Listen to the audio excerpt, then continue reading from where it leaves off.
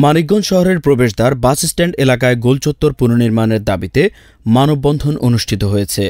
মঙ্গলবার সকালে জেলা বিএনপি অঙ্গ ও সহযোগী সংগঠন এবং এলাকাবাসীর উদ্যোগে এই কর্মসূচি পালিত হয়।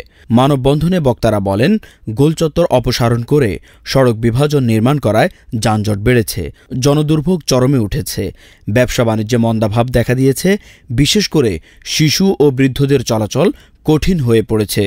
দ্রুত গোলচত্বর পুনর্নির্মাণ না হলে আন্দোলন আরও কঠোর হবে বলে হুঁশিয়ারি দেন তারা।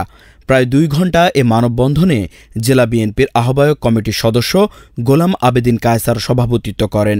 এ সময় জেলা বিএনপির সাবেক সাংগঠনিক সম্পাদক রফিক উদ্দিন ভূঁইয়া হাবু, জেলা স্বেচ্ছাসেবক দলের আহ্বায়ক অ্যাডভোকেট জিন্নাহ খান, কৃষক শ্রমিক ও ছাত্র সংগঠনের নেতৃবৃন্দ বক্তব্য রাখেন। সড়ক ও জনপথ বিভাগের নির্বাহী প্রকৌশলী মোহাম্মদ শাহরিয়ার আলম বলেন, দাবির বিষয়টি ঊর্ধ্বতন কর্তৃপক্ষকে জানানো হবে।